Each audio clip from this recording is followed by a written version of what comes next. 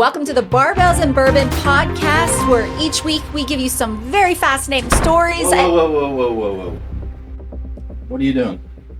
Hi. Daisy, this is my show. I mean, the cameras were rolling, so I just kind of, Aren't you on TV enough?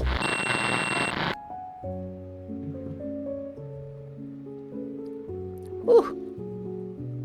Very demure, very mindful. No, I'm just kidding. Wow. Oh my gosh, I'm so weak. All right, hurry up and ask me this question. Do you have any regrets in life? Again, because I think everything happens for a reason, I would like to say no, but I'm going to create a segment within this podcast called Beyond the Bridges. I'm going into the city of Pittsburgh and I'm going to interview homeless people. I love that. I literally lost my mind. Daisy was gone. I was a totally different person. I did things I never thought I would do. It was the first time in my life that I ever saw true darkness. And I did. I thought about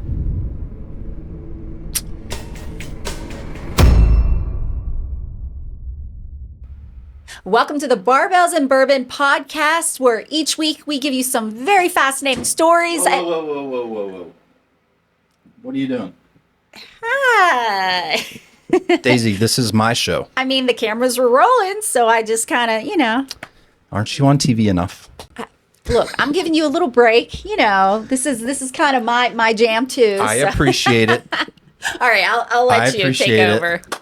Welcome to the Barbells and Bourbon podcast, where the conversations are raw, real, and relatable. I am your big, bald, bearded, barbell lifting, bourbon drinking son of a bitch, Shaun. And joining me today is Daisy Jade. It's me. It's Daisy Jade. Daisy, welcome to our home. Thank you. It's gorgeous, and I'm so in awe of your setup. I love it. I'm jealous, actually. I need you to come over at my house and do some coordinating. Yeah. Well, again, welcome. Pleasure to have you. Yeah. I've been looking forward to this. This show is all about how you've overcome struggles in life, learned from mistakes, perhaps. But most importantly, I want our conversation today to help somebody that's watching. What do you want the viewer to get out of our conversation if you had to pick one thing? There's a lot of things in life, I'm a little bit older now. I mean, people may not think so. They're very surprised when they find out how old I actually am. But, it's been a rough road to get where I am today. And I guess, if anything, I would love to encourage people out there, especially women or people that feel like they've gone through a hard time in life, or have come from, maybe a background where it's not necessarily spoon fed to you here's college, here's this. But just to, and I know it sounds cheesy sometimes, but seriously, to just continue to believe in your dreams. One of my favorite quotes is, don't quit your daydream. And I've always been a daydreamer, have always had just kind of, all right, what's next? And I really want people to know that if it's meant to be, it's meant to be. Dreams can literally come true. Absolutely. And guess what? They won't come true if you don't try. Yeah. So absolutely. And if you don't even dream them, I think that's the hard part too, is sometimes people can be in a situation where they only see what's in front of them. So I love that, first of all. The thing that interested me the most about you, and kind of how I want the viewer to kind of take in this conversation, get something out of it, is you're on TV every day.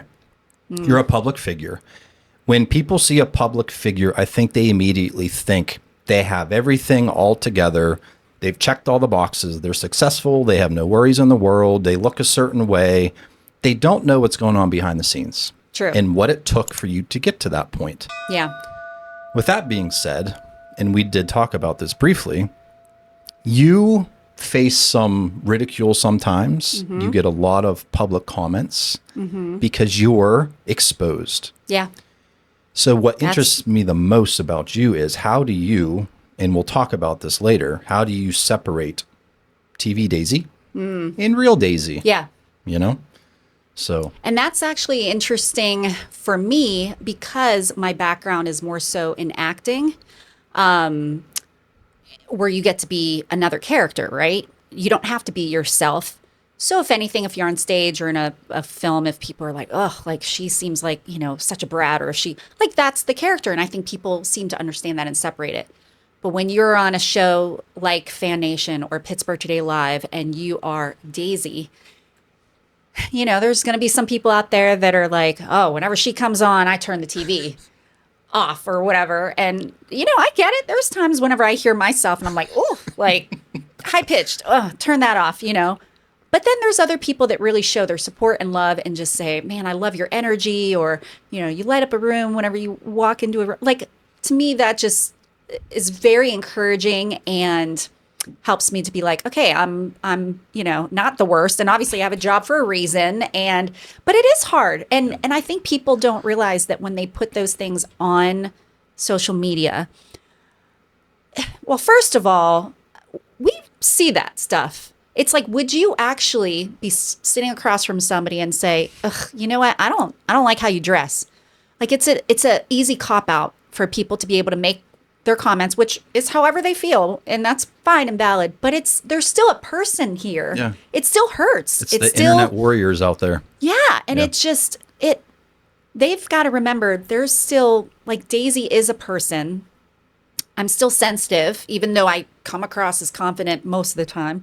But it makes, like, we're always wondering if we're good enough. Always, especially in this industry, especially being a woman, especially, being a woman. I consider myself of color because I'm half Filipina, half white.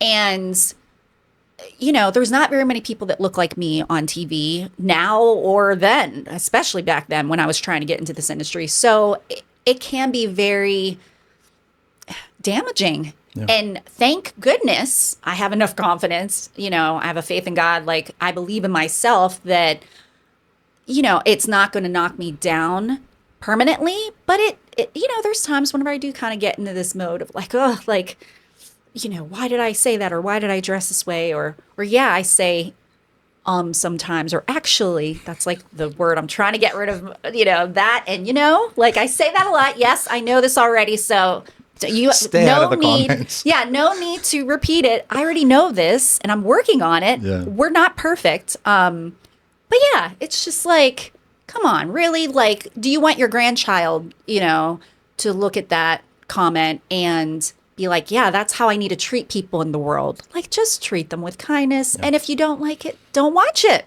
Not everybody's, And you're going to keep watching this. Yeah. Because you love us, right? Like, we're just people trying to live our lives. And, we talk about judgment a lot on this show.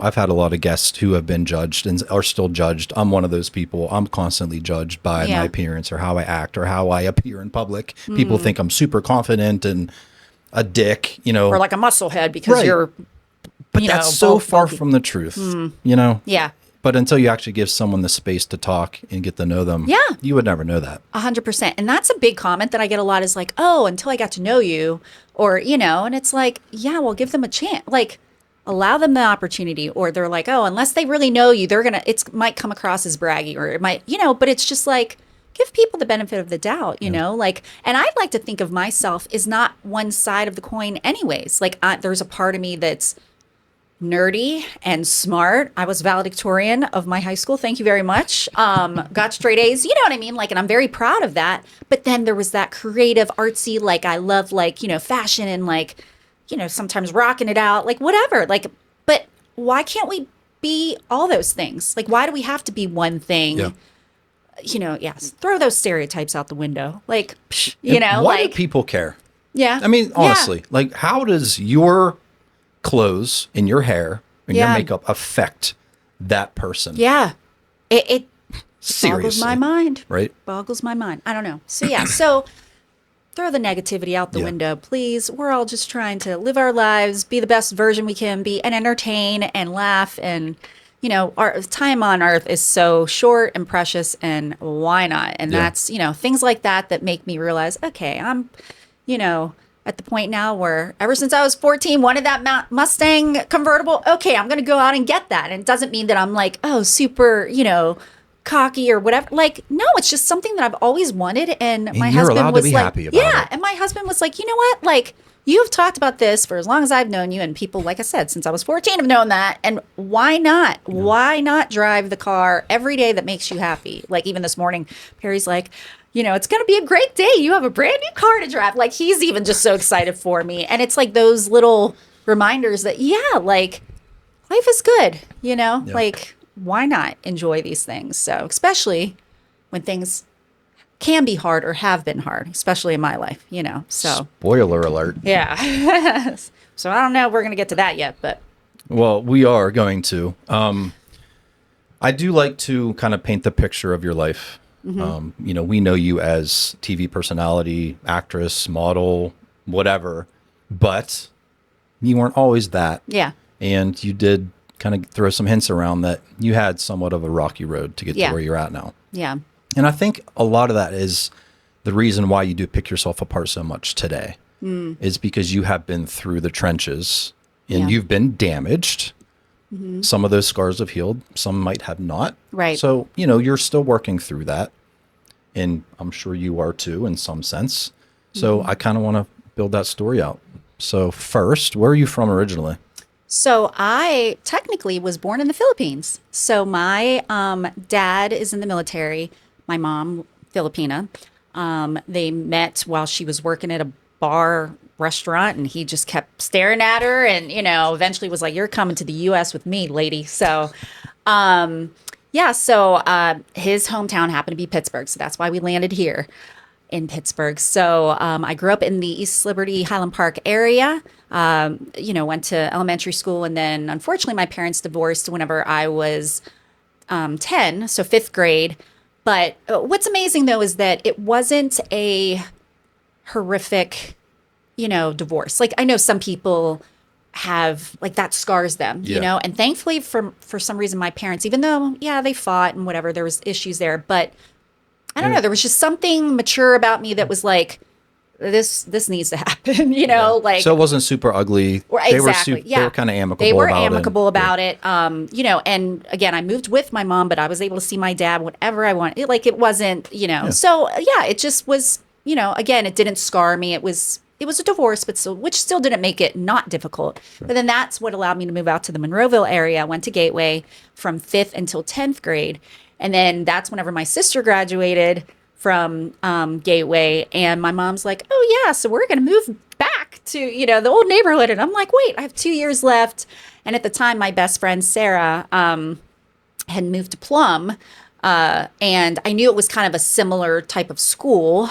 And I, again, being that high achiever and, I'm like, well, I want to go to continue living out here amongst my friends, but also to a good school. And so I did move in with her and her family, and they're so amazing. I'm so grateful for that second family. But a family issue arose where I ended up having to move back with my mom. And I graduated from Peabody. So anyway, so then I think that's also helpful for my background because that's why I think that I'm able to interact with all sorts of people because I, was at a suburban school, then a city school, and, just had those experiences and, graduated from Peabody, which is now the Barack Obama School, but went to Pitt, so I'm a Pittsburgh girl. Mm-hmm. And then my first job out of college, I worked as a TV, it was called New Perspectives, and I was production coordinator and, helped with shoots and coordinate shoots and things like that because I'm very organized too. What did you go to Pitt for? Film and theater. I'm sorry. So I did both. But then, long story short, I fell in love and moved to Virginia Beach, which is where my first husband lived. And I honestly could say I put a lot of my dreams on hold at that time. Obviously, moving to Virginia Beach, it didn't seem like it was, it's not Hollywood. It's not. But they did happen to have a soundstage that did a lot of reenactment shows for like Discovery, investigation Discovery, like FBI files or New Detectives. So I often played a girl that was, the best friend who was poisoned, or I played a teenager whose gun was, a gun was put to her head at a bank robbery or whatever, things like that. But it was fun. It was my first chance to be like on a fake soundstage, or, Yeah. they had like fake town. And it was my first real experience and taste of that. They didn't have anything like that in Pittsburgh. So even though Virginia Beach didn't seem like the place to go, I still learned a lot from there. And then my ex-husband's job brought us to Atlanta. I was allowed to, do a bunch of films there, but also worked with Tyler Perry, who, as a personal assistant, which is kind of random. Everybody's like, how did you get that? And it's just because when I first moved to Atlanta, I worked at the Fox Theater, and his play was coming through, and they just needed somebody to, it was just a job that I grabbed while I first moved there. And they were like, well, Daisy, would you possibly want to work for Tyler? He's opening up a, his own studio. And this is whenever he first started Tyler Perry Studios. And I said, I guess so. Like, I don't know. I just never thought of myself as a personal assistant, but it was an amazing experience. I got to learn a lot. And then my ex-husband's job brought us back. So I moved around a lot, and I finally encouraged him to move to LA or San Diego because I wanted to work in LA, and San Diego is one of my favorite cities. So yeah, that's when everything kind of fell downwards. Okay. So that was my attempt to say, okay, can we at least try to do something for my career? Yeah. And then just So it I all want hit the to fan. kind of hit rewind here real Yeah. quick. I'm sorry, I'm rambling. no, That's what it's I fine. do. I'm a storyteller. I can't help it. So you said when you moved to Virginia Beach, you immediately said, I put my dreams on hold. Why? Well, initially it was because I knew going to Virginia Beach, it's not, my dream was always, okay, go to college. My mom was like, you're not going to UCLA or NYU because you got a full ride to Pitt. So you're going to Pitt. So I'm like, okay. So I knew I had to finish my 4 years in Pittsburgh still. And then it was just the fun is trying to get out there. My best friend moved out there. And so my goal was to meet her.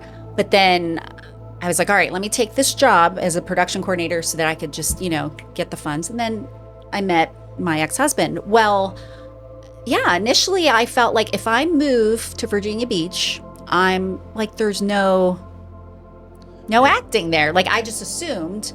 It kind of worked out where there were some opportunities and they were fun, but that was, at that time, I was okay with, I love this man and I'm going to, like, I choose love over, my career. Sure.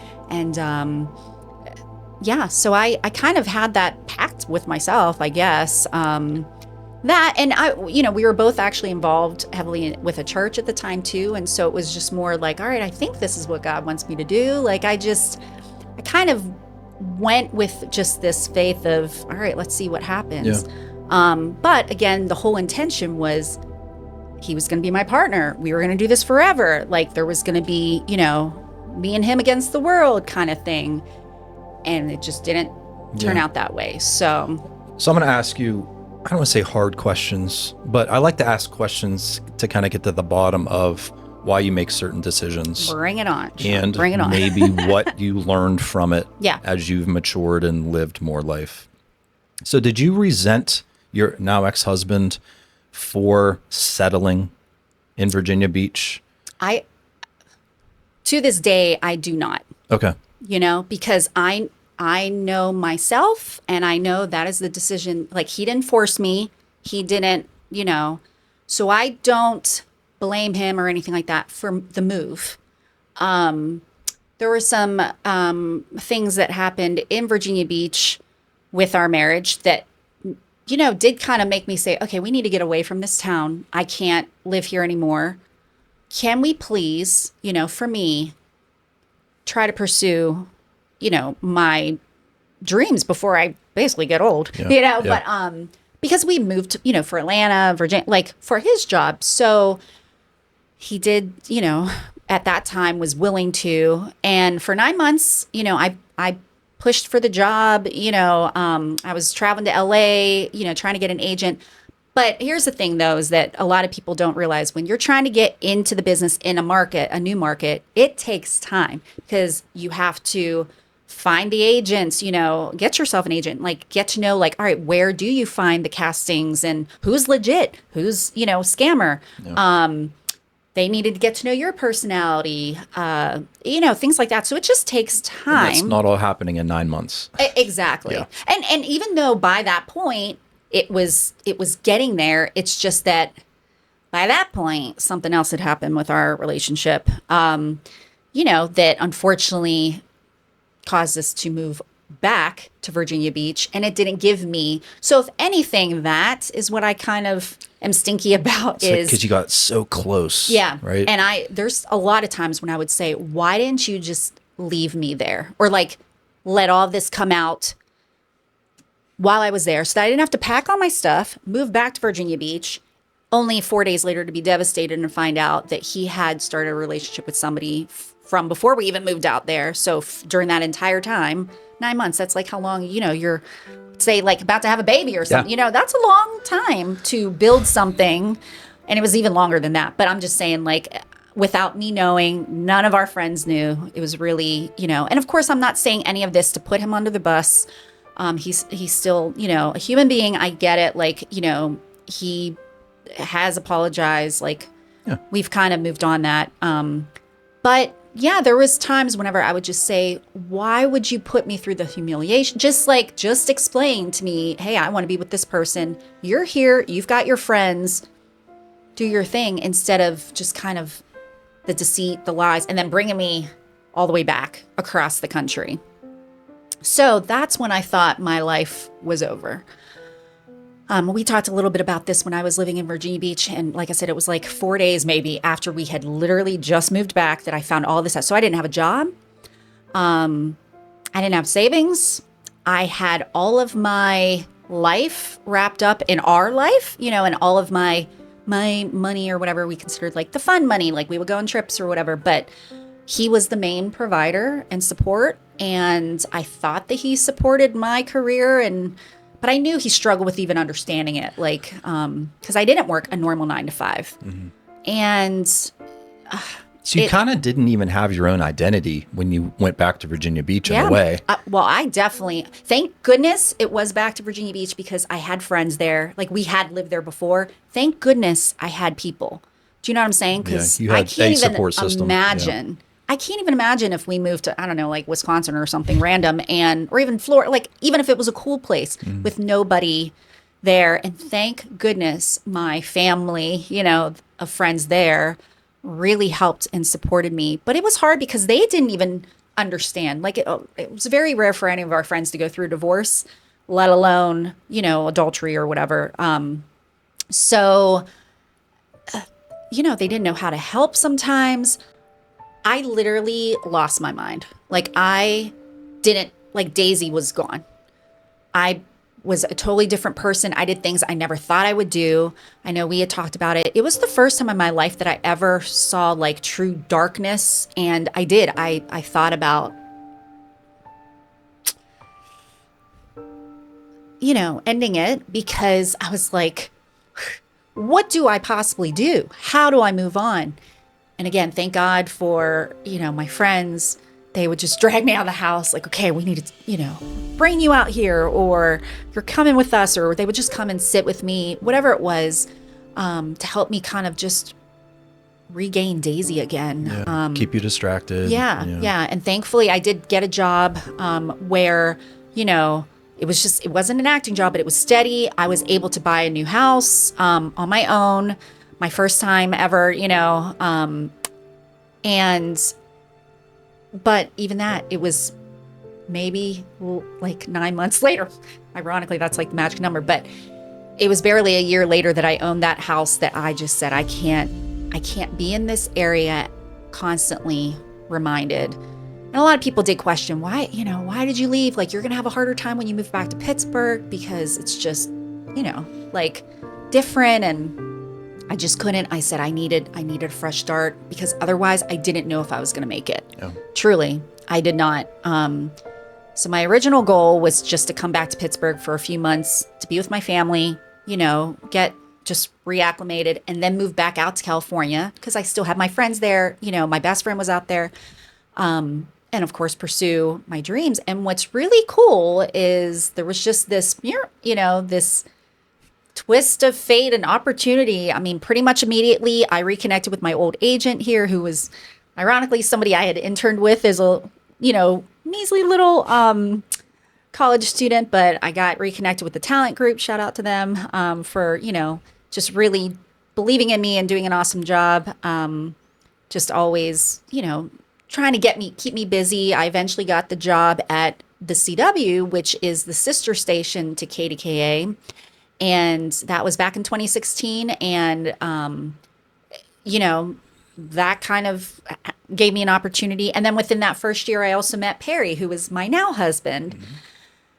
And I know a lot of people were like, oh, are you ever going to be, are you going to find love again? And I don't know, like, do you write off marriage forever? And I said, absolutely not. Like, I'm such a romantic. I'm like, no, that chapter person, is that over. situation, just was like, Yeah.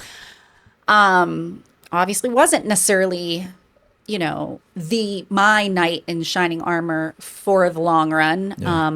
And don't get me wrong, we had great times. Again, I value him as a person and our memories and all that stuff helped me to become the person I am today. But I mean, Perry is my soulmate, my support, my rock. I literally don't think I would even be able to continue doing what I'm doing if it wasn't for him just encouraging me.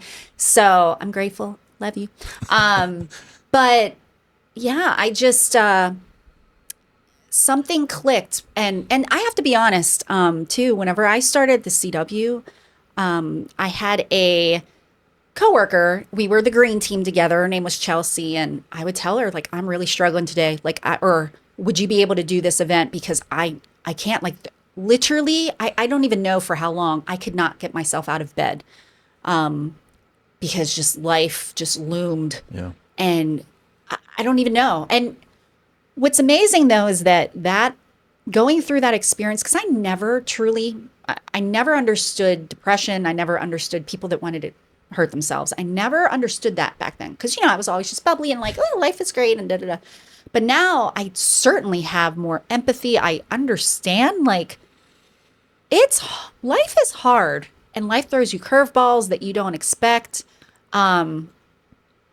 There are times when you just don't want to get out of bed. I'm so grateful now that mental health and everything is talked about. Definitely talked about more than it ever has been. Yeah. Like people in the workplace even understand the whole work-life balance now. Like you're allowed to take a mental day. Like sometimes you're just worn out or there's things that happen that are besides a death. Like, like sometimes you get days off for like a death in the family. People understand that. But then there's sometimes just life is hard or okay people, to not be okay. Yeah, exactly. And I don't know. I just didn't connect or relate to that before. And now it's like, of course, that's such a soft spot to me because it affects everybody, really. Anxiety, depression, all of that stuff. And yeah, I had a really hard time in the beginning. Sounds like it. But Chelsea, was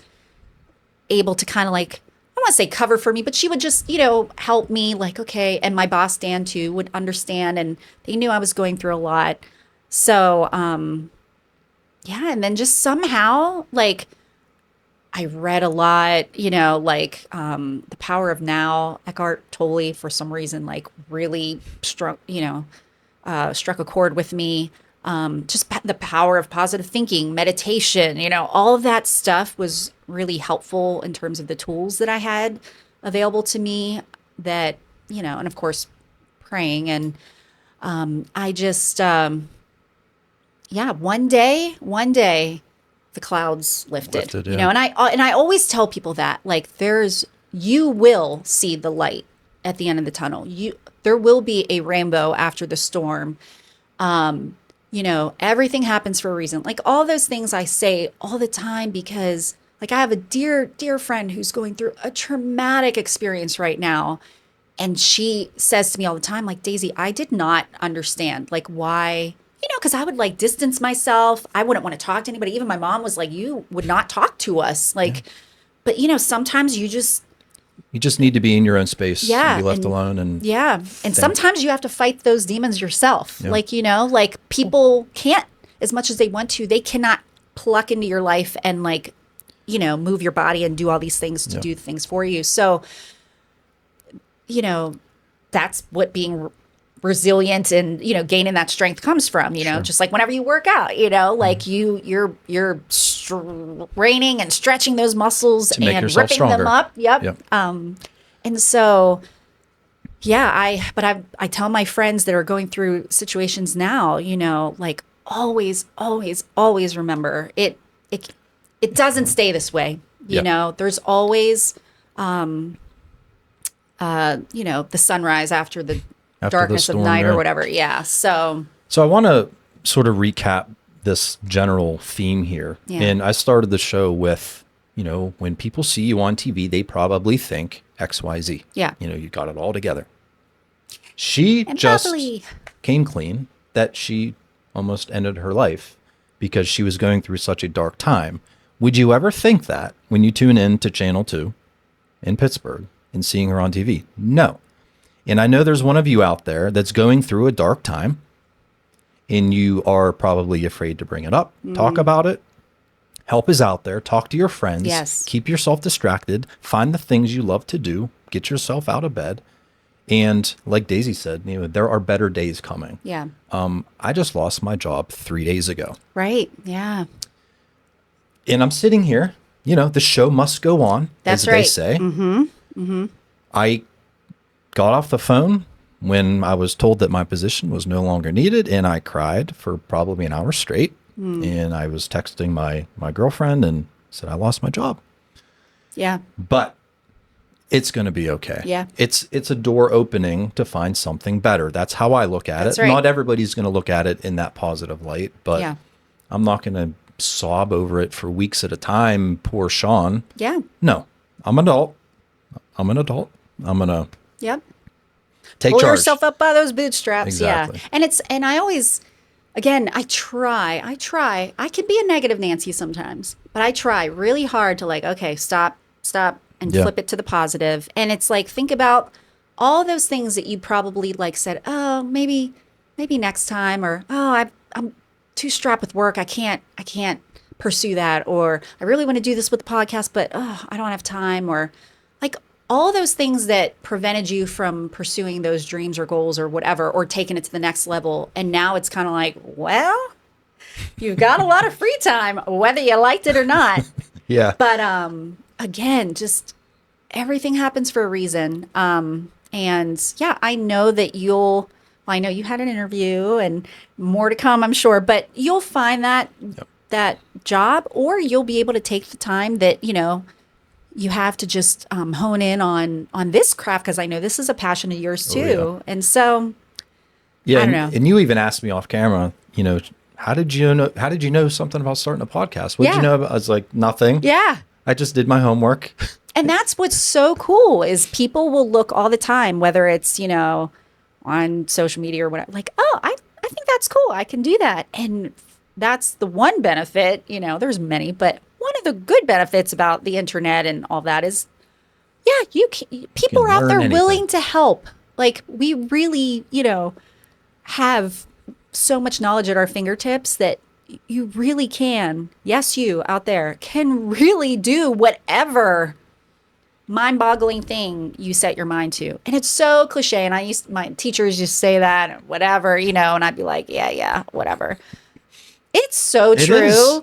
It is so true. Like, I don't know. I've known people that just all of a sudden are like, yeah, I want to get a pilot's license, or, you know, I want to learn how to scuba dive, or I have a friend at work that's like, yeah, I've always wanted to do figure skating, and just picked it up and just started doing it in their, 30s or 20s or whatever it is. Yeah. And so I don't know. I always like to remind people that, again, anything is possible, and there are people that are willing to help. Yep. You just got to ask and not be, afraid that you're going to look foolish, or don't be afraid of failing either. Yeah. Because you will. Oh, yeah. But you're going to learn a ton. I've learned or failed many a times, and may or may not have learned lessons from it. But yeah. And sometimes you just got to try something. Like I do things on the show all the time, on Pittsburgh Live specifically, because it is live. Yeah. And I'm like, oh, this is going to be so fun and so cool. And then I do it, and I look back, I'm like, what the heck was I? That was bad, bad, bad. And that's the other thing too that people don't realize is like my background is in, acting. Like I have scripts. I get to redo things over and over again. Live is a whole new, like I didn't go to school for broadcasting. So like transferring it to live was a really scary, scary process for me. Because first of all, yes, you are out there. It's one and done. It's out there no matter what you say, what you do. If you fall and trip, if you have snot coming out of your nose, if it's in the middle of winter and you're outside and it's freezing, like you have no control over that. But so it's tricky, as opposed to just being able to have a script and know what you're going to say. And I don't consider myself funny. People laugh at me. I get it. But like I don't consider myself witty or whatever, so I come up with these ideas and I'm just like, oh my God, I'm a cornball, guys. I am a cornball. I accept it. I do things that are cringy. It's okay because that's me and I'm owning it and I'm okay with it. But it's also my authentic self. Like, yes. I'm like, I don't know how else to be like, because if I try to act all polished and whatever all the time, then it's just like, it's a joke. People are going to see through that. They're going to see through it. Yeah. I'm not that good of an actress. You know what I mean? Like, it's like, okay, yeah. Like I it's really hard for me to be fake. Yeah. Even if I really wanted to like try to show a side of my, like what you see is what you get, people. Sorry, I'm okay with it. Yeah. All right. I do want to ask you kind of another serious question. Okay. But first, can I interest you in a drink? Okay, we were talking about this because I always joke, and I actually said this on the show the other day, that like bourbon or any sort of like strong drink like this, I always feel like, yeah, it's going to put hair on my chest. That's what it's meant for, right? And I'm like, ooh. But I go big or go home, right? I mean, so it's not part of the show, but if you're willing, I would like to enjoy a pour of bourbon with you. I would like to enjoy it because you enjoy it. And so we are here in your space, and I want to experience, the whole atmosphere, bourbon thing. Okay. Is there anything that stands out that you want to try? Whether the name sounds cool, the label looks cool. They're all dark and lukewarm, but does anything stand out? Because I'll openly admit, I am very ignorant when it comes to this.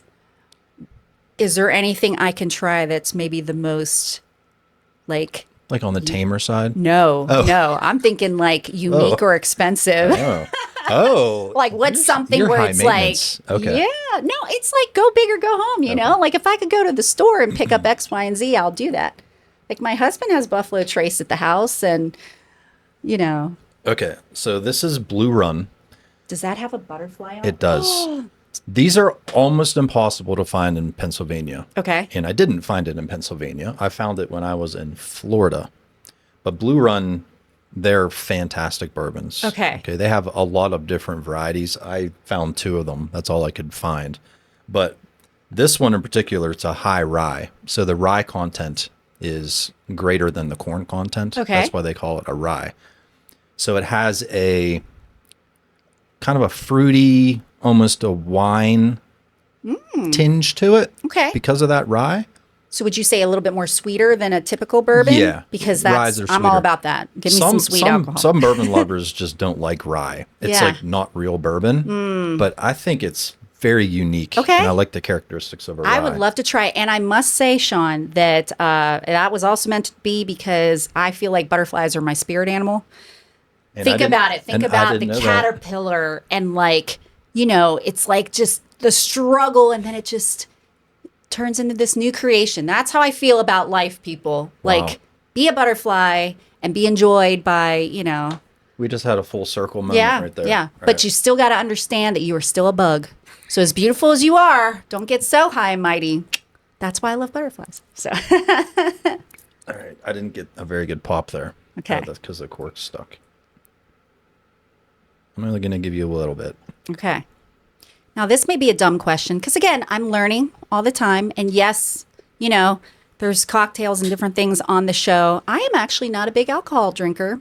I just never was growing up and didn't. Oh, growing up.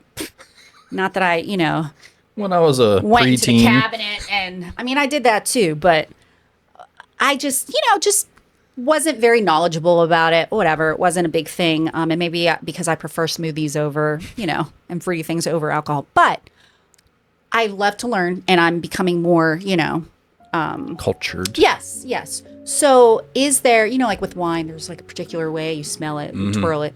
Is there a particular way to enjoy this bourbon? Yes. Okay, So teach I'm me. gonna start you from step one. So first, the glass. Okay. This is called a Glencairn. Okay. Okay. It's It has beautiful. a smaller spout, I guess. Yeah. Smaller opening. Okay. And that is supposed to funnel the aromas to your nose more than a cocktail glass would, for instance. Got it. Okay. So these are meant for sipping. So you're supposed to, some people roll the glass in their hand to coat the outside of it. So it has nothing to do with like warming it up. No. Okay. No. So you can roll it, and then you'll notice if you hold it up to the light, there's like an oily film Yep. around it. So the next thing is to kind of give it a little swirl, and then you'll smell it. Ooh. What do you smell? Cherries? I don't know. I mean, yeah. I don't know. It smells fruity, is what. Yeah, the ryes are fruit heavy. I actually do like the smell of this. And then next, obviously, is the sip. Okay. And Cheers. you sip it like Yeah, daintily. this isn't a shot. Okay. Because that's the other Cheers. thing too, is I gulp usually. That's why I can do Don't gulp shots this. like a crazy person. I don't like to hold drinks when I'm like at the club or whatever because I like to Oh. dance. So if you just give me a shot, I'm good, and then I'm like, boom. So this But is a little this sip, is more then you chill. set it back down. Yeah. Okay.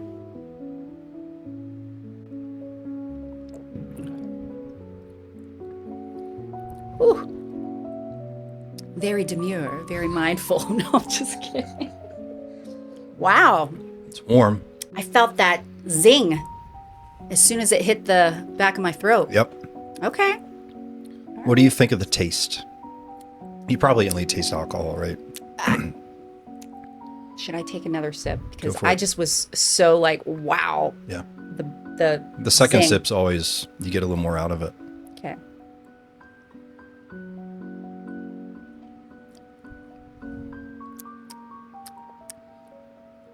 I'm so not cultured. Well, the taste changes as it passes over your tongue. Yes. I think I'm just focusing on the burn right now. So that's 111 proof. Oh my gosh. It's up there. Wow. So it's on the More than warmer side. Rumpelmann's, which is my husband's favorite Yeah. and the worst ever. But yes, that's his favorite.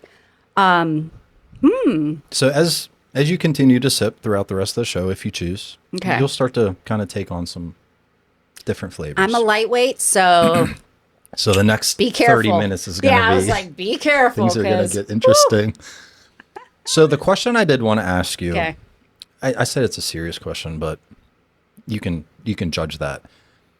When your husband did what he did, you're back in Virginia Beach, sort of had no identity. You're stuck at ground zero. Yep. What did that do to your confidence? What confidence? I mean, look, I'll put it to you this way. Growing up, and not to say, honestly, I don't even know where it came from because it's not like I had bajillion people around me saying, "You're so awesome, Daisy. You're so awesome." Like, you have like some parents that are always like, "You're going to go far," and whatever. My mom's awesome, but she's culturally, like from the Philippines, she's just not that way. And so, but growing up, it's like, I'm Daisy freaking Jade, okay? Like, I can do whatever, I can be whatever. Like, I had a little chip on your shoulder. In a good I don't way. even know if I want to say that. But yes, you can say that I was very confident because I would, like, if I wanted to get A's in a class, but I knew you have to apply yourself. It's never just given to you, right? So I knew how to work hard. But when it comes, like, I don't know, when it came to that point in time where literally everything crumbled, there wasn't even a warning, like, hey, we were having bad times. Not even to anybody else, family, friends. Obviously, you think to yourself, what is wrong with me? Am I not pretty enough? Am I not funny enough, was I not a good wife? Like, I took pride in the fact, thinking I was a good wife. Now, granted, also, too, we got married when I was 24. So, like, you're still a child. Let's be real. A young adult. And, we grew up together. Like, there's a phrase, growing pains, for a reason. Like, and I'm a little feisty and, a little crazy sometimes. So I don't know. It just made me question every single thing about me, my worth. And to be honest, and I don't know why I keep coming back to it. I'm trying not to make this religious or whatever, but it made me question God. Like, God, I'm part of the church. I chose this man. We're supposed to be in a Christian marriage and blah, blah, blah. Like, why would you do this to me?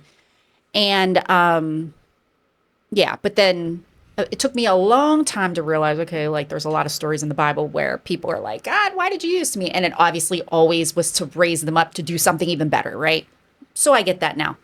But I can truly say those were dark years. Daisy was gone. What did your parents do when they saw you going through this tough time? How did they try to help you, or what did they try to say to you? So keep in mind, she's still in Pittsburgh. I'm in Virginia, and my dad as well. My dad lives in Pittsburgh too. And of course, my dad and I, it's like, he's a guy. So it's like, I'm not like super, blah, blah, blah, blah, blah with him. So he knew what was going on, but I wasn't really like bawling my eyes out with my dad. My mom, every once in a while, I would talk to her because she would say, like, how's it going? But again, she was having a hard time getting a hold of me because here I am in a dark cloud under the covers all day long, hardly talking to anybody. So it was very rare for me to even get any input from her because we just didn't talk that. And she even says to this day, like, there was that period of time where you just shut us out. Like, unless they were in the immediate, vicinity of me and could physically come to my door and drag me out of that house.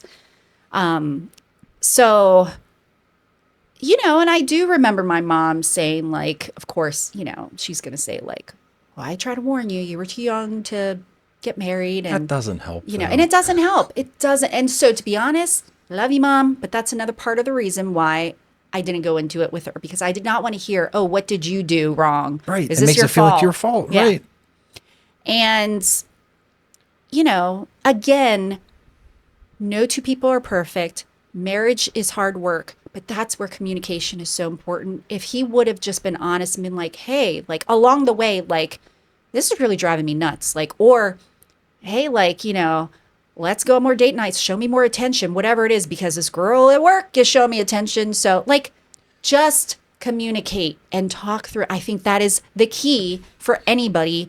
Yes, it might be scary. It's a tough conversation to have. Yeah, but that's why it's also finding that person that you, from the get-go, can feel confident and can have that conversation with and be open with. If there's no depth or truth or whatever to your relationship, I'm sorry, it's doomed. And I have to throw this one story in there. I did have an argument with a dear friend of mine, but I just was like, I totally disagree, because she's like, oh, you have to wait to show you're crazy. Like, you're, the noun or the adjective, like, to show you're crazy to somebody else. Don't show it during your, courting phase. And I 100%, I mean, of course, your first date, yes, you want to put your best foot forward or whatever. But I 100% disagree with that, because then when you get married, they're going to be like, who is this person? I got duped. I need a refund. Yeah. And usually it doesn't happen right away. And for some people, I've seen it happen where they've gotten married and then 6 months later, they were like, I'm out. Because for some reason the scales came down and it was like they were like letting it all hang out. But no. And even though Perry and I, we were dating for 8 years, which freaked me out. I was like, what is happening? But of course, COVID happened, all that stuff. But in a sense, I'm grateful, because he is a man that likes to take his time. He wants to, be sure. And then also with COVID, like, he was like, well, I know we're not going to get married during this and have like 20 people at our wedding with masks. Daisy's not going to want, So point is that, you just need to be honest and open about it. But I digress. show you're crazy right away. And then that way, if they accept it, then you know they're meant for you. Like, Exactly. be your authentic self all the time, even with friends, like, to be honest, because that's why some people lose friendships, like, because they're too afraid to, like, say, like, this hurt me, or, you know, or even apologize, say, like, oh, I kind of just went off on you about something. Like, I'm sorry. Just relationship 101, people. Like, just apologize when you're wrong, you know. And I don't want to keep talking about your previous marriage because I know you're happily married now, but I do have one last question. Of course, yeah. Did you ever get closure? Personally, I think I did. And this is gonna be really weird, okay? Or it may sound weird. So have you ever heard of EFT technique or something like that? So I think that's what it is. And I apologize if I'm messing it up now because it's been so long since I've thought about it. So a friend of mine was going through the process of learning this technique, and it's like a therapy technique, you know, and it's basically where they like tap. There's certain like parts of your body where you tap, and like, you know, it's supposed to like, It's like your chakra. kind of, but not like, it's not not totally like Reiki or anything like that, but I don't know. She basically for 15 minutes, it's going to sound really weird, but for 15 minutes, she's like, let me practice this on you. She started doing all this stuff, but as she's doing it, she's talking to me and saying like, okay, envision yourself, you know, where's your favorite place? I'm like, the beach, you know, okay, envision yourself. And then you see James coming down and like, okay, like, what do you want to say to him right now? And I basically was like, blah, blah, blah, like, you know, like, why would you hurt me? Well, whatever. And then she's like, okay, well, you know, imagine, you know, like God, Jesus, whatever, is like, you know, holding your hand and like releasing it. And, you know, what would you want to say? Or like, how do you feel now? And I basically was just like, you know what? Like, I got to a point where I was able to say, but I forgive you, because if I hold on to it, I understood that I was going to harm myself more. And I had already wasted too much time, dwelling on it. And yeah, like, I don't know why or what happened, but it's something about the tapping, the energy. Like, I don't know, that I felt a complete just letting it go, let God, as they say. And at that point, I didn't feel like stabbing him in the eye with a pencil. That was always my original thing.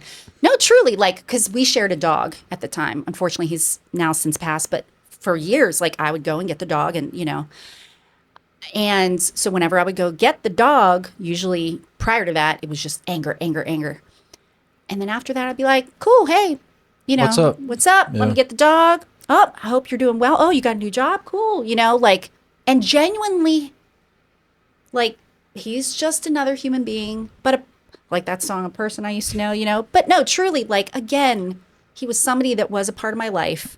He was my best friend at one point, you know. Yes, he did this incredibly horrific, you know, hurtful thing to me. But I know he's also, you know, he had suffered himself, like, from what he did. I do trust and believe that he did feel bad for what he did, and he didn't just do it and moved on and was like, woohoo, haha, you know. Yeah. But yeah, I just forgiving, to be honest, just having to have that moment where I'm like, enough is enough. You know, like, I know I have done plenty of things myself in general. Like, you know, he's not the worst person in the, like, I can't just keep nailing him to the cross or what. Like, I had to just let it go. So in order to heal, you had to forgive. Yeah. Nothing against Bottom line. You know, Yeah, no, practice. exactly. Yeah. The yeah. forgiveness. But that was kind of like to that center me to get me to Exactly. 100% forgiveness. Truly. He wanted to start a whole new life. And all I can say is I win in the end because my hubby's awesome. So he's amazing. Now. Yes. Here, cheers to that. Cheers. Let me Thank take you, a sip Perry, of for that. making us so happy. So I want to get on the lighter side of things now. I want to kind of step away from. Well, I appreciate you asking. It's very important stuff. Yeah, it did like help me become who I am, but I don't get a chance. I mean, I don't talk about that on PTL. I don't, you know, nobody really wants to dig deep and talk about the bad side unless they're going through something. Sure. So thank you for asking about that. And like I said, now I can talk about it, in a different space. Yeah. Otherwise, I'd be bawling my eyes out, if this was like a few years ago. But yeah. Barbells and Bourbon is the name of this show. Yes. We have the bourbon Yes. here. Barbells, it's like, okay, you guys are going to talk about working out. Like, what's the deal? Barbells represent strength. I love that. Now, you just sat here and you told a very intimate part of your life to the world, technically. Yeah. Yeah. That takes a lot of strength. Yeah. Well, thank you. And I've had a lot of guests open up about a lot of very deep stuff, Yeah. which is not easy to do. Well, you're easy to talk to, and you create this nice, warm, comforting, space. So thank Well, you. thank you for telling me that. Yeah. Yeah. Okay, let's lighten things up. All right. Let's do this. So you were talking about live TV and how it's boy. different than having a script. Yeah. What's like the craziest thing that's ever happened to you on live TV? Well, Without getting yourself in trouble. Yeah, no, I've shared this story before because it actually was live. You could see it. And maybe it's not the craziest, but like, I guess the biggest fluke that happened. So when we interview guests, we try to prep them ahead of time. Most of the time, we only meet them that morning. We kind of have maybe emailed or the PR person or something. So that's kind of how that works. Like we find a gig or an event or this person wrote a book or whatever it is. And we usually try to connect with a Pittsburgh tie, right? So most of the time they're in Pittsburgh, but sometimes if it's like, a traveling theater group or something, you don't meet them till that day. So we typically get there about 8:30 to set up the shot and kind of figure, okay, our camera guy's like, all right, where's a good area? And then I usually take the time to prep the guests and say, okay, it's only about 3 to 4 minutes long. It's all live, and I try to go through at least like, these are the questions, there's probably 3 of them that I'll ask. How did this get started? Where can we find you? Whatever. So I go through all the questions and I explain to them it's a conversation, so there's no need to awkwardly be like, yes, Daisy, so, because some people want to address the camera, but they don't have to. It's just a conversation. And so I give them all these tips, right? Now, mind you, we only have like 30 minutes or so. The show starts at 9. Usually our live hit happens after the chat, which is like 9:15.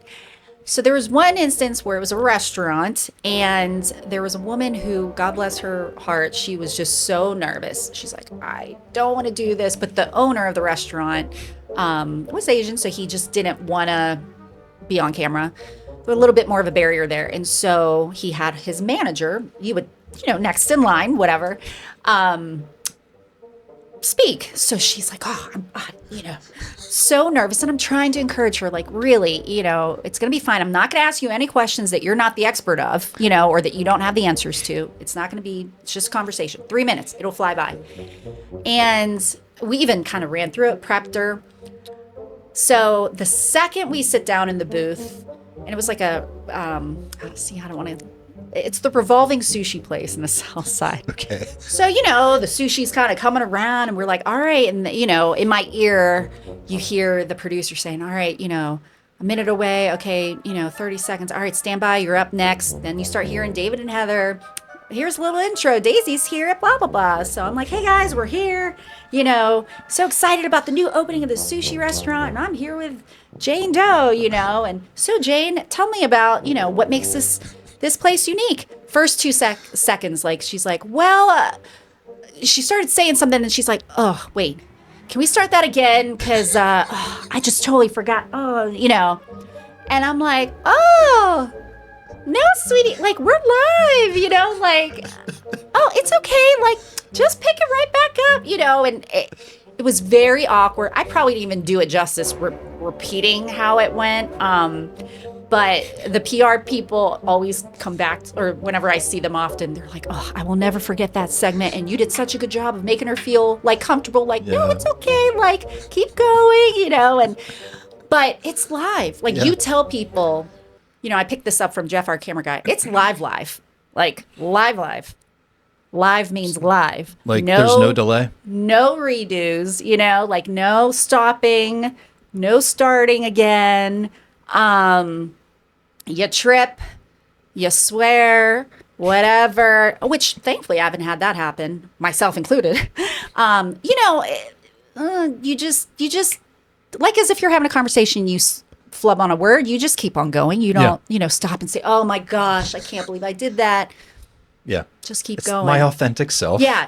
Just keep going. Like it's like normal conversation, Right. We don't talk in perfect script all the time. So, yeah, I just felt so bad because everybody has commented on that particular segment.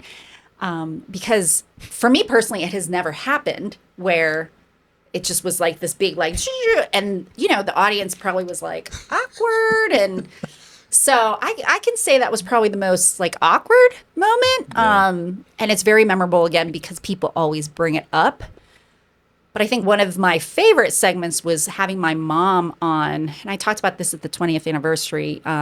It was like Asian American Heritage Month or whatever, and she came into the studio kitchen. It was her first time, and her first time on television, let alone with her daughter. Like she was so proud and so excited. That's awesome. And we cooked like Filipina lumpia, and I was just proud for her, or just excited for her to experience it with me.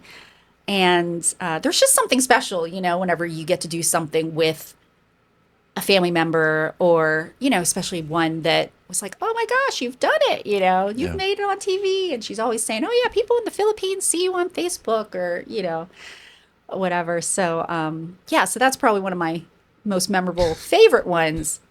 But yeah, live. It's just like this. Like, I mean, you could technically edit it later on. I could. Yeah. But even whenever we pre-record things, we're like, just pretend like it's live because Jeff does not want to have to edit you out. So we just roll with it. Just roll with it. And that's life, right? You know? So I personally had to get on board with that because I must admit the first 2 weeks of doing PTL, I literally, first when I was asked to do it, because I was doing Fan Nation at the time, PTL, there was a position available for a reporter. And I said, nope. Like that scared me. Having somebody talking in your ear and then you're trying to like listen to these. There's a lot of things that go on, people, like behind the scene, like in our brain too. We have to remember their names too. Like every day it's somebody different. So just knowing all the facts, the times, the dates, it's a lot to remember. People talking in your ear, winds blowing. Like, I don't know. There's just so many elements that cause chaos. So that's why sometimes it is chaotic. But, and this is what happens. I ramble so much, I lose my train of thought. I forget what I was talking about. Well, we were talking about most memorable blooper, I guess. Oh, yeah. Lots of bloopers. But you said you didn't actually want to be a reporter at first. Oh, yeah. So they had asked me to do it, and I was so afraid of doing live. So I'm like, okay, well, let me shadow and see. So I shadowed Selena. I shadowed Mikey. Literally that third day, they were like, oh, Heather's off, so Mikey has to go in the studio. So can you just do her live shot? And I'm like, oh, my God. So I did it. Got thrown into the fire. But then, and then from that day on, it was like just running. But for 2 weeks straight, I was like nauseous every day, throwing up. Like there was just something so scary about it, like dreading, like, oh my gosh, am I going to say, am I going to swear? Am I going to say something wrong? Am I going to do whatever? And I always say this to Jeff, our camera guy, that he really helped me. He said, Daisy, we are not doing, we're not saving the world. We're not doing surgery, life-saving surgery. He's like, we're just here to entertain, pass the information on. People understand it's live. Hopefully they won't be mean and critical. Sure. But he's like, it's 3 minutes, 4 minutes, whatever, and it's done. And then you're on to the next and you forget about it. He's like, just chill out. Yeah. Chill out. Because I'm the perfectionist, right? I have to be like, oh no, everything has to be perfect. I have to ask the right questions. And now I'm just like, you know what? Like, let's just roll. Yeah. I mean, live TV is one of the most ultimate forms of vulnerability, if you think about it. You know what I mean? Yeah. And KDKA is a huge station and is being broadcast to thousands, tens, hundreds of especially thousands with streaming of people. now, right? Yeah. And you can go back and rewatch things. It's all being recorded. So, I mean, like this, when before we start rolling, I get nervous. Yeah. Because I do take pride in the fact that I don't cut stuff out. This is a live conversation, right? So we are live right now in this moment. But I do get a little, because you don't know what to expect. For me, here I am. I go off on tangents. Like I always joke and say, like, get on the Daisy train of thought because it'll just start derailing. That's just me. Again, I'm a rambler. I'm a storyteller. That's just me. Trying to hone it in, but again, that's what you get. So yeah, who knows where this conversation could have led to? And you're like, oh well, she's bringing up something we didn't talk about. Yeah, I mean, like, it's just the unexpected. Yeah. You never know. And then there has been times when people just, I'm like, hey, like, oh, isn't this awesome that you have this new restaurant? Yeah. Yeah. And you're like, oh, well, and what's your favorite menu item? The chicken. And you're like, okay, that actually has happened where it was like these one, and you have to kind of, all right, I need to fill 3 minutes, you're and the you're one not who's talking. Elaborating. Yes. On behalf of them. Which is why you have to know your research and have some idea as to what you're talking about. And then there's other people that are like me and are like, don't shut up. Yeah, you're like, oh, so about your new restaurant. Well, back in 1924 when my grandparents first opened up their own store, and then you're like, yep, okay, okay, nope. Not yet. Nope. Okay, can't get a word in. Okay, wait. Back to you, David and Heather. Yeah. And then they're like, rap, and you're like, okay, that's it for me. So, yeah. So anyways, I just say that to say that I go through it too. Yeah. Everybody that does any sort of interviewing process or anything, it's just a windy road. You just go wherever, Yeah. So, but you're doing a great job. Thanks. So I do want to talk about one thing that I haven't talked about on this show yet. And it's an idea that I had a couple weeks ago. Okay. I'm going to create a segment within this podcast. Okay. Called Beyond the Bridges. I'm going into the city of Pittsburgh with cameras, microphones, 2 chairs. Okay. And I'm going to interview homeless people. I love that. Yeah. I'm obviously going to do it in the middle of the day. I want to reduce the risk to me and to who's with me. Of course. Yeah. But I get chills as I talk about this because we step over homeless people like they're trash. We literally do. Let's face it. Yeah. We all judge them. We blame them for being in their situation. We don't know why they're in that situation. You never know. Yeah. It's true. They have a story. They have a voice. And I want to give them the opportunity to tell it. Yeah. And maybe as a bonus, someone watching the story could be like, oh, he used to be in construction. Oh, he was in finance before the market crashed. Yeah. I'm going to offer him a job. Yeah. You never know. Yeah. So, Beyond the Bridges, it's coming. Love it. Keep an eye out. There's a lot of anticipation. Like people are going to be watching what's going to happen to Shaun? Are people going to mug him or steal his cameras? So let me ask you a question though. Do you plan on just because there's some that are just various corners, right? Sure. And then there's some of the camps. Do you plan on trying to go into any of the camps? No. Because I feel that would be a little bit more. It's going to be too chaotic. Yeah, or not scary, but I think that might make it a little bit more where they feel like you're kind of invading in their space. Yeah, so. I want it to be as intimate of a conversation as possible. So I'm going to have to do a lot of homework, a lot of street investigations, walking the streets, and I'm going to bring some other people with me. Yeah. This isn't to sound bad, hopefully, but I'm going to bring a recovering addict with me. Yeah. Because they can scout out who might be under the influence or not mentally stable, Of course. if you will. So it's going to take a lot of research Yeah. and precautions. Yeah. But I'm doing it. Yeah. See, I love it. I'm doing it. You're like, I have an idea. I'm making it happen. It's super risky. Yeah. I've never done it before. Exactly. But that's the beauty of Yeah. it. It's raw. Yeah. And like you said, people do have such misconceptions. We don't know what people are going through. We don't know where they came from. We don't know anything. I always think about when I worked for Tyler Perry, he always talks about how he was homeless before he started writing his plays. And I think he saw an Oprah episode that was how to kind of just shift your mind and change your life. And he was writing down ideas and I mean, people just sometimes have a hard, hand give it to them. Something might happen that just changes things in an instant, and it doesn't necessarily mean they're bad people, or and even the ones honestly that are recovering addicts, like or going through it, they're maybe not recovering, they're actually on the street. There's still a story there, They also need somebody to just, I want to hear you. I think that's the biggest thing that people that struggle like that lack, is just somebody to see them as a person. Yeah.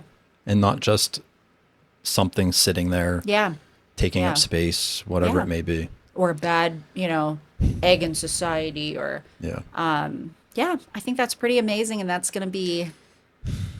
I'm excited. Really, yeah, I am.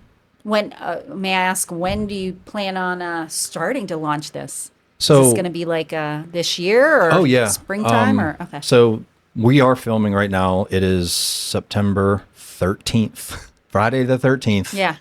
2024. I want to have my first episode out by the end of October. Okay. 2024. So that gives me about 5 weeks. Okay.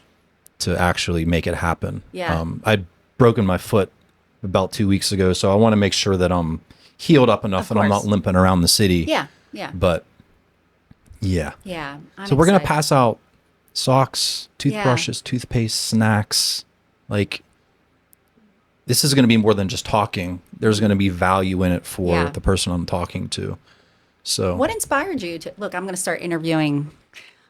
What was the inspiration behind this? Like, what made you? Did you just happen to have an incident that happened where you ran into somebody, or did you have, do you know anybody that's kind of going through this, or what? So actually, I have to give my credit to my girlfriend, Maria. There's a lot of local peddlers in the Monroeville area. Mm-hmm. And one day she was like, you know what you should do, babe? You should interview one of the people on the street. And at the time I was just like, yeah, I mean, it's a cool idea, but logistically, like how? Yeah. How? Like, how would I even do that? It's always the question. Yeah. She was like, great idea, but how do we actually make it happen? And then, she had brought it up a few more times. And then once I was actually able to sit down and think about what it would take, and it's going to be difficult, but anything worth doing is going to be difficult. Of course. Mm-hmm. I'm just like, you know what? We're gonna double down. Yeah. And we're not gonna go to Monroeville, which is a suburb of Pittsburgh. Mm-hmm. We're going into the city. Yeah. And we're gonna do this as raw and real as possible. Yeah. So yeah. Thanks, babe. Yeah, we're doing it. Good job. So good job, Maria. Yeah. That's how it kind of amazing. happened. Yeah. See, you have a partner that kind of inspires you and encourages super you to do supportive. your, and again, because you don't have that job currently, now you have a little bit more time to actually flesh it out. Mm-hmm. Yeah. Yeah. Yeah. Yep. So there you go. Everything that happens may be your for purpose. a reason. Yeah. Now, I'd like to get your opinion on what I'm about to embark on. Okay. Because, like, this, comment below, like, Shaun, you're crazy, or Shaun, this is a great idea, or maybe if you have better ideas on how I can sort of navigate this a little bit easier, or if you have any experience doing it, tell me, please, because this is new to me. Yeah. But it's going to be fun. Well, I think it's fantastic, and I do think that it's something that is going to be even just eye-opening for the community in general. Yeah. So who's doing it? Who's doing it? Right? Yeah.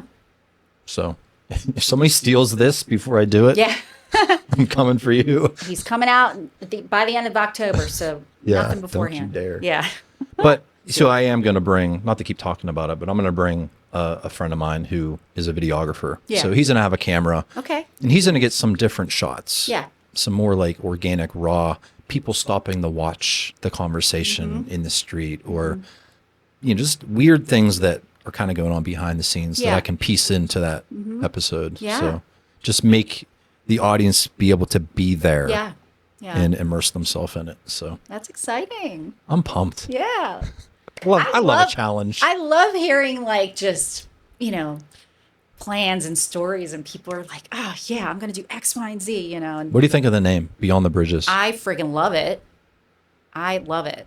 Yeah. All right. It is time for arm wrestling, Daisy. Oh God.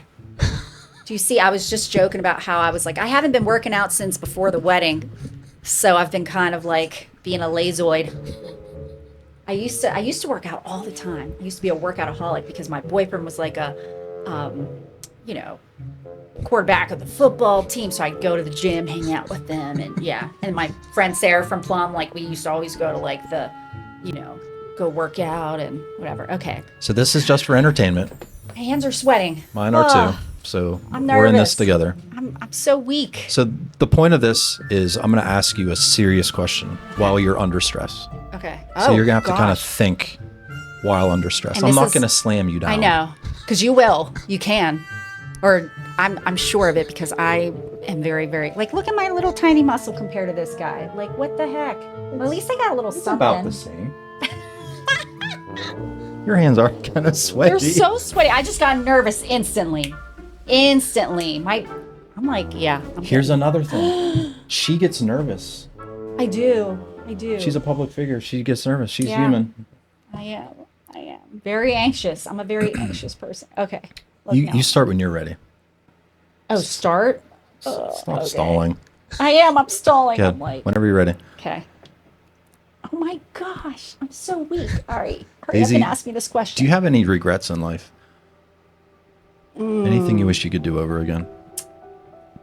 Again, because I think everything happens for a reason, I would like to say no, but I wish that I would have went with my gut and just, look, I'm cheating. I wish I would have went out to California and pursued my career earlier, because I feel like now I'm like in the swing of it, but I missed out on a lot of years. Okay. Oof. You didn't want, what? I wanted to win. Yeah. She won. She's so strong. I'm a wiener. Wiener, chicken dinner. Okay. So you really wish you would have gone out there? Yeah, like, again, like I said, it was a great experience, but I did choose love first, you know? And that's why even now, I always like to remind people that are so young, that are like, I want to get married as soon as I graduate college. And it's like, you don't even know who you are. Sure. You know, and yes, believe me, people have found their person, even in high school. Great. But still, Do life first. do life first. And part of that is why I don't have kids now too, is because I did know that would also kind of be a focus, or, you know, take my focus. So that is why at this point I don't have them yet, because during my life I'm like, I'm not ready yet. But I do wish that I would have really went after it, because yeah, when else can you like sleep on a stranger's couch, or, you know, except for like in your 20s. Like, you can't do that when you're in your mid 40s and, Well, you know, whatever. It's not a good just- look. Yeah, it's not a good look. So, but you know what I mean? Like, just that struggle, that hustle, that go anywhere, do anything, live in bajillion cities, go travel overseas. Like, I just wish I would have pursued all of that, you know, because, Well, so you didn't pursue it then. yeah. Again, it's not too late to make a change and start a new Yeah, chapter of things. that's So true. what are your kind of short-term plans with your career?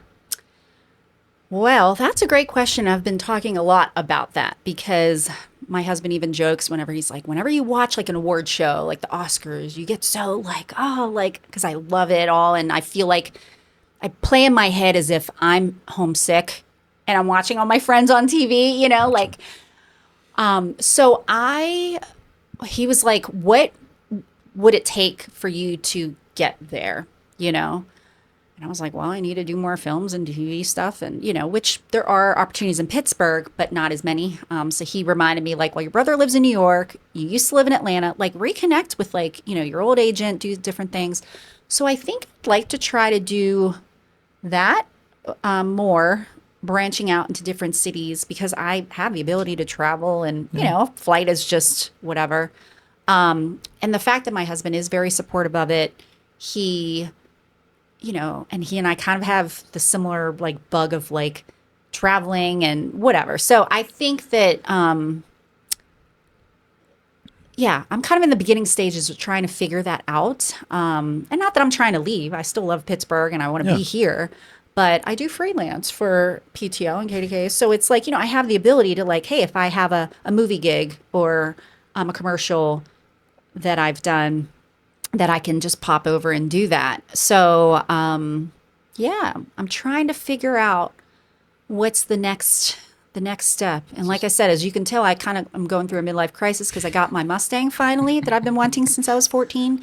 So I'm in that space right now where I'm like, okay, I finally had the dream wedding that I always wanted because, again, we got married super young and didn't, finally got the car that I always wanted. Like, I'm just trying to not let regrets happen. Yeah. I don't want to be, and if we do pursue having children or whatever, I'm getting up there in age, so I don't know if that's even going to be a possibility. If it is, God willing. If it happens, it happens. But I don't want to, just kind of be like, yeah, oh man, I want to do X, Y, and Z, and I didn't. And then now you're here, and now I'm going to resent you because that's my priority now or something. So Daisy the dreamer, you're still dreaming. I am. That's okay. That is definitely, and the hard part though is always execution, right? Like how to do it, which is why it is very important to keep those relationships with like your network and people in the industry,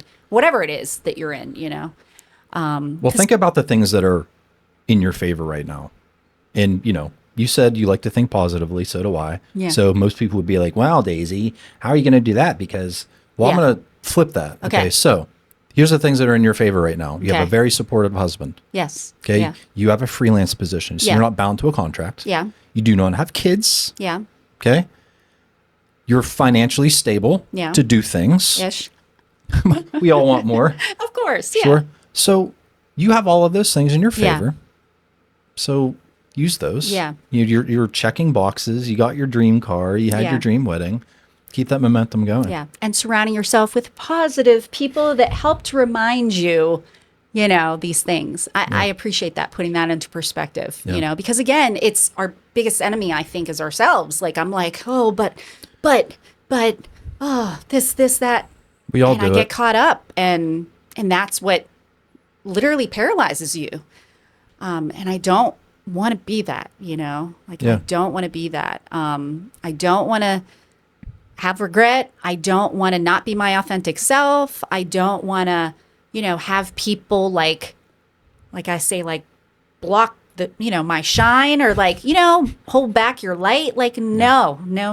Like we are, all different people that are meant to do something. And I feel like I'm still working on something out there. I love that. And I'm glad that you're still trying to challenge yourself and trying to improve yourself and follow those passions that you've had since you were just a little kid. Yeah. Like literally. Yeah. It's true. And they always say that whatever you were passionate about when you were little, like whatever you read the most about or reenacted, like make believe or something, just, my first talk show was at 14 as a wrestling talk show.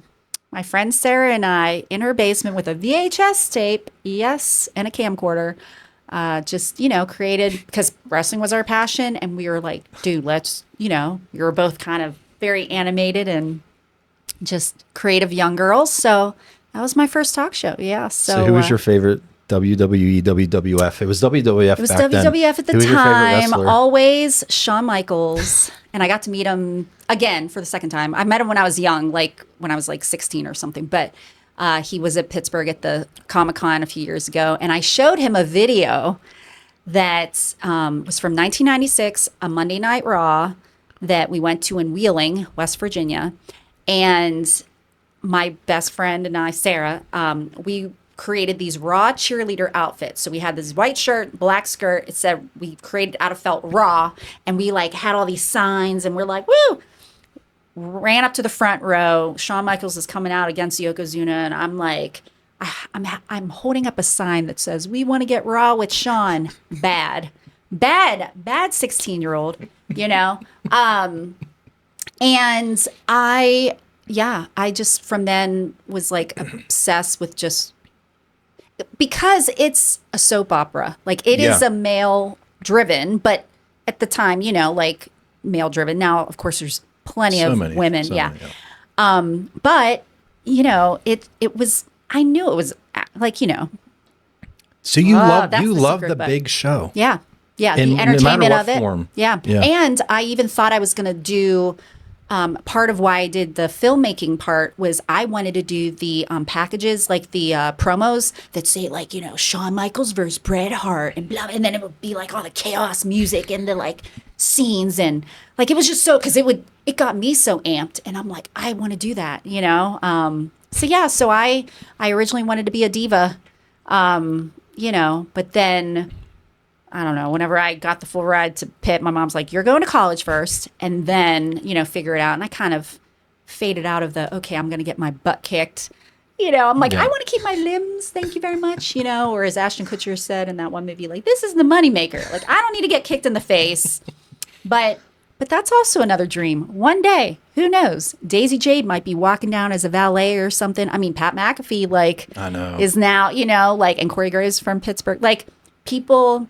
I have a really great friend who brought us to that Monday Night Raw.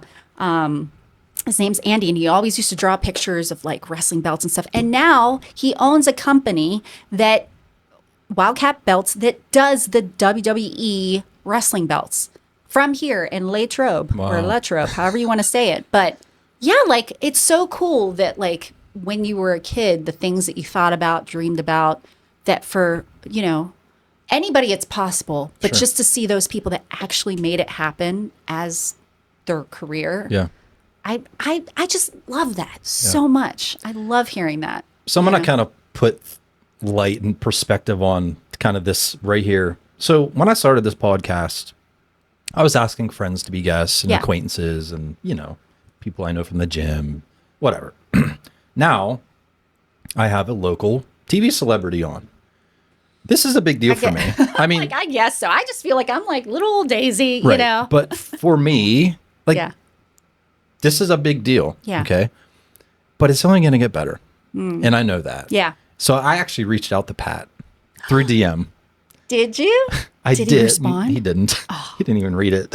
Pat, check your DMs, bro. Check it, I'm man. in there. But he's a Plum graduate. Yes. So we have that Plum connection. Absolutely. Yes. So if anybody knows that, if anybody out there can like get Pat to like at least entertain the idea of being on this, I know it's a shot in the dark, but I've never backed down from a challenge before. That's right. That would be absolutely incredible. That's right. Especially because he does his own, like how He has his own you know? podcast. Yeah. Right. Like he gets it. He gets it. It Like would how just you have be- to start from somewhere and yeah. And I know he comes back to the area Yeah. occasionally. So, my gosh, talk Yeah. about a dream come true. Yeah. That's so cool.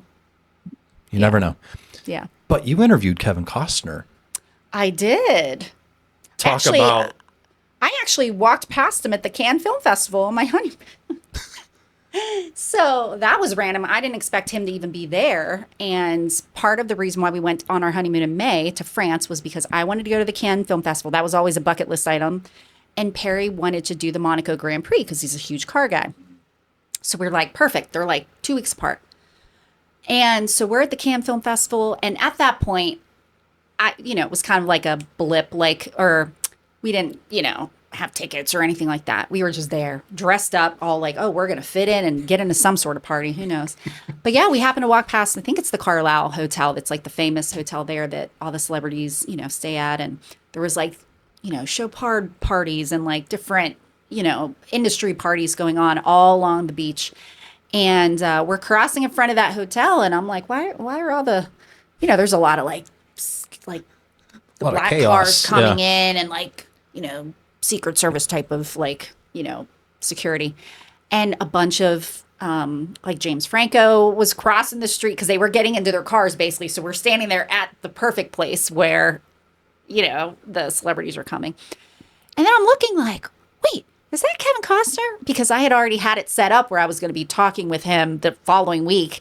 And he had premiered Horizon or not premiered, but it was shown at Cannes. So yeah, so like he happened to be there, and I'm literally filming. So as I'm filming, I'm like, wait, oh my gosh, and then like so he's walking past me, and it's like the shoulder because I dropped my phone as I'm like doing this. I'm like, hey, I still get starstruck. Like like there's people that I'm just like, I wanted to ask you cow. if you did. Yeah. There's most of the time I realize and understand like they're just Joe Schmo. You know what I mean? Yeah, they're normal people. Yeah. But then there's some people where you're like Shawn Michaels, like, oh my God, I can touch you. Yeah. But like, I think if I met J-Lo or something, I would be like, wow, like, because there's just people that you followed literally from their beginning days or whatever. It's like you grew up with them in a way. Yeah. And Kevin Costner was like bodyguard. And I mean, it's just, he's incredible. And I was so excited to be able to have that opportunity to,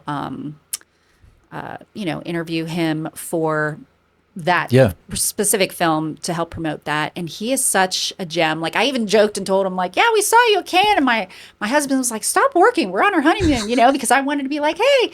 And he even joked and said, yeah, your husband was right. No working on your honeymoon. But he was just such a gem. Just and most people earth, are. Most people joke with you. They say silly things. Were you nervous before you talked to him? Actually, I've gotten better. So what's interesting is typically when we do a Zoom, well, most of the time it's Zoom because they're going to be in LA or New York, the press junkets. And, it gets set up by like a company that works with the studio, right? So that company will tell you, okay, this is your time. You've got to log in at this time. The very first time that I did it, I want to say it was for, oh my gosh, I'm blanking out. It's the film, it's an Irish Belfast. Okay. Sorry, I knew it was going to come to me. And they had an Oscar nomination eventually. Like at the time, I didn't know that. But I did the interview for that film, and it was the first time I ever did one of these press junket type Zoom things. But I waited quite, like let's say my time was like 1 o'clock. You log in, you check in, and it, like things just go behind. But it was like 2 hours. Holy cow. So I'm sitting there and I'm sweating because I'm like already anxious, and I'm like, well, I don't want to step away to go to the bathroom because... So that stressed me out. And I remember telling myself, I don't want to do this again. That was too stressful. And then it's happened a few other times, where it's been like you're sitting there for 45 minutes and you're like, it makes you more nervous. It just does. Yeah, because you have too much time to think about it. Yeah. And you're already like, oh my gosh, what am I going to say?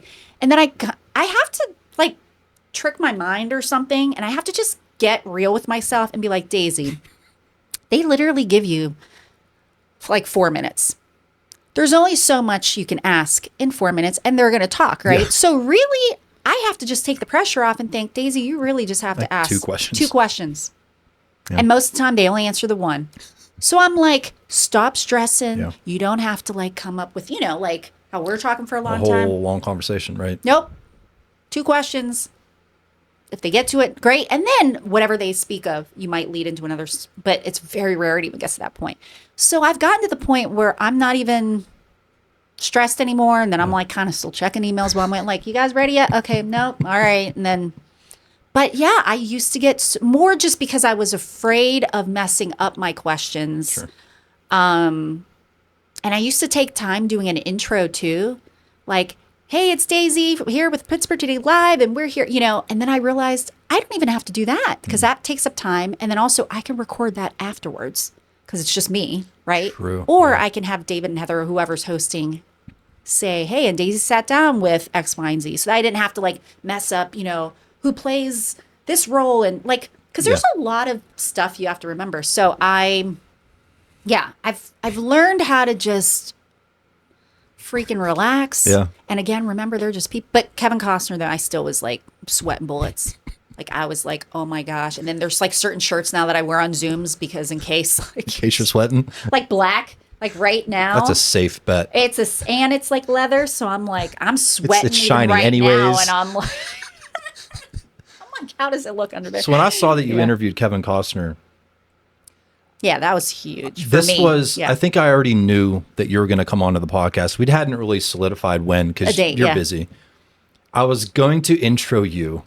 I was going to do the intro as, so Daisy, are you more nervous to talk to Kevin Costner or to me in my house? You like to make light of it, right? Yeah. Yeah. But yeah, I was just like, oh my God, she's interviewing Kevin Costner and now she's going to be talking to me. But well, I think too, honestly, I do get a little bit more nervous when I'm in person, obviously, because, it's like you're right there's there. Nothing And protecting you. Yeah. And so, but I feel like because we talked on the phone, I mean, we don't even know each other, but we had this weird history because of going to Plum, even though I can't remember now. Are you a year younger or older? I'm 98. Seven yeah. here. So we were at the same school together. And even though I was in classes with people, because I was a junior, I was in classes with people that were seniors, but I didn't really know that many. So regardless, we never really had a class never or crossed anything. paths, no.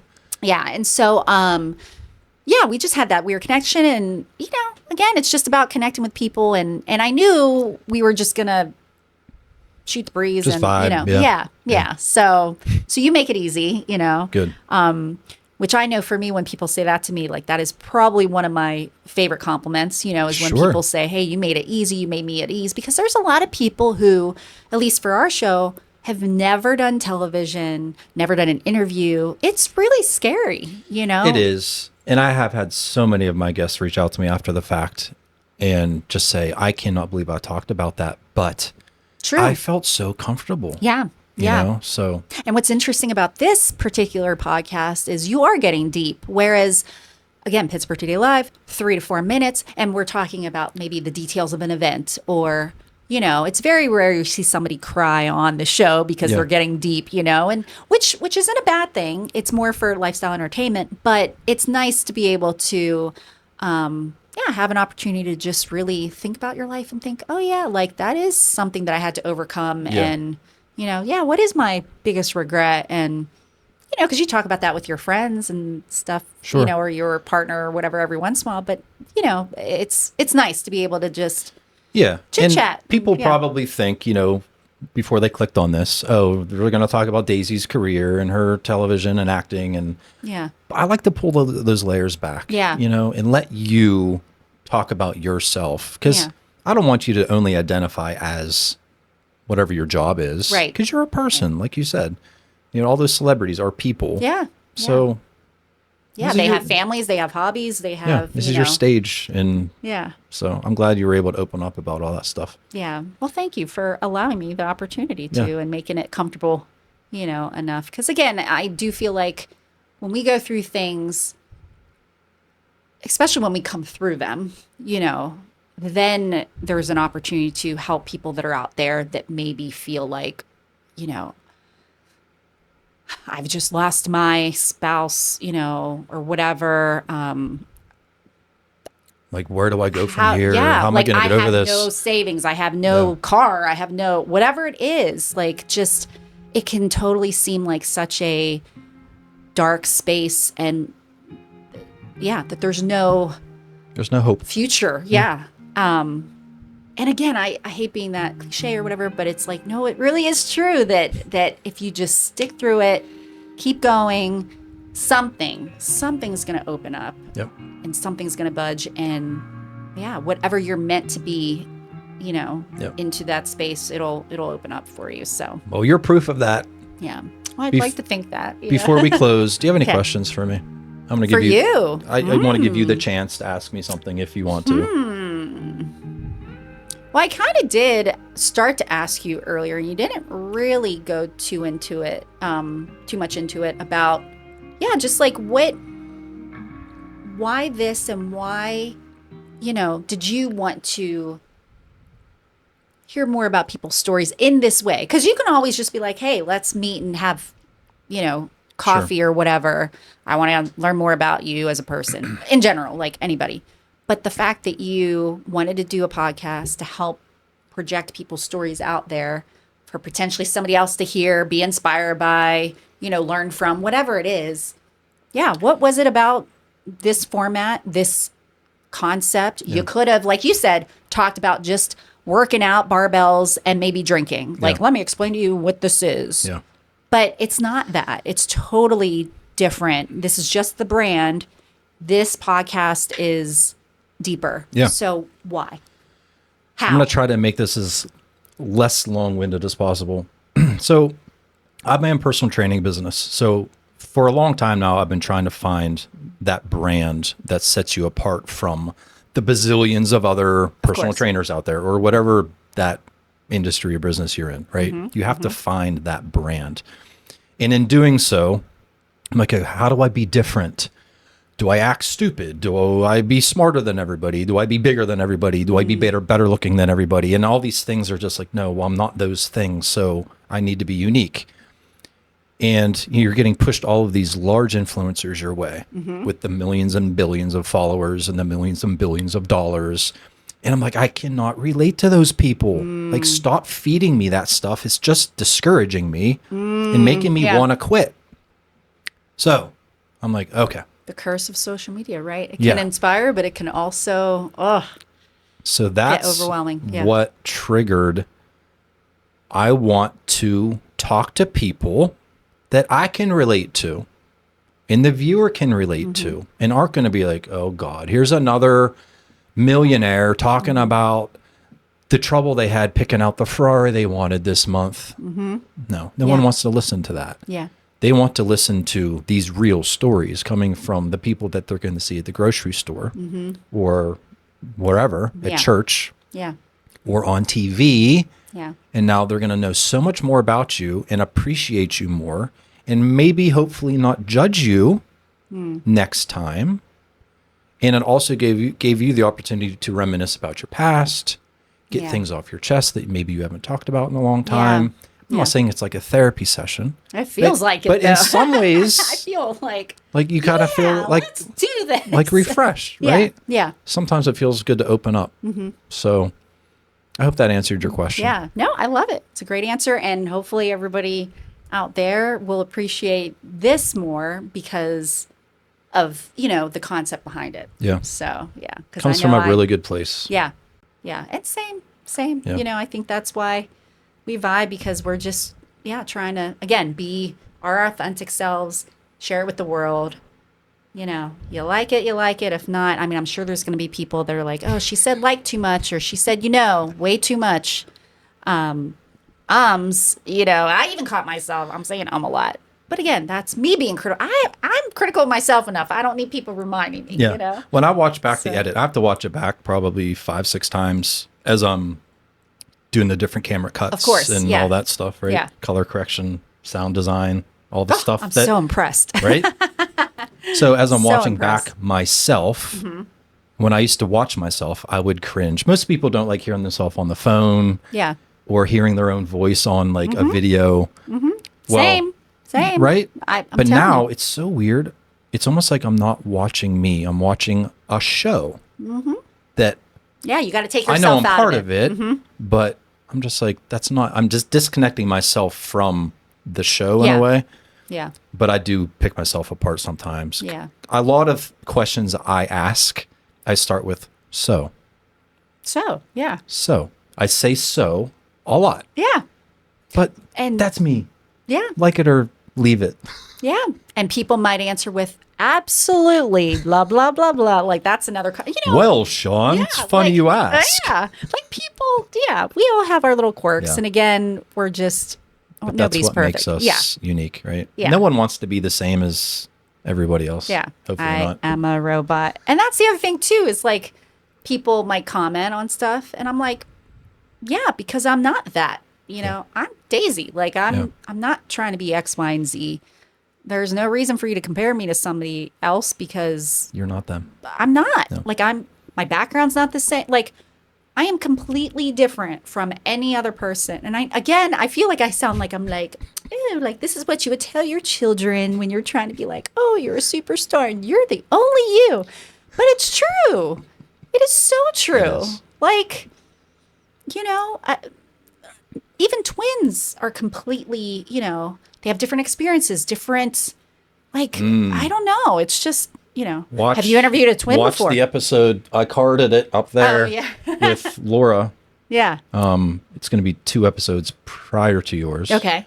But she had an identical twin. You should watch the episode, actually. Okay. Her identical twin died when she was 21 in a tragic car accident. So Laura... Oh, my heart. Was talking about So she lived 21 years in the shadow of her twin. Okay. They were identical twins. When there was one, there was the other. Her family was recognized because they had twins. Yeah. You know, that was their identity. And when that got broken, she had to find who she was. And we talked a lot about how she came into herself. And I, as I do, put a positive light on it, because she kept saying, I'm trying to find the reason why. Why was Louise taken from me so young? Why did this have to happen? Why? And I said, Laura, maybe that why is you were able to be yourself and follow your dreams and your passions and not have to be like somebody else. Yeah. So, yeah. Again, everything happens for a reason. I mean, I'm as so tragic sorry to as it hear that, was, but she is an amazing person. If you haven't watched the episode, I suggest you to do so. Yeah. But yeah, she's 62 or 63 now. Yeah. Accomplished dancer. She's doing a bodybuilding show soon. Wow. At 60 some years old. And she's a badass. like her when I she's grew like up. the Yeah. definition of badass. Yeah. And she's Yeah. overcome so much. Yeah. But you would never know that when you see her. Yeah. We all run deep. Yeah. I agree.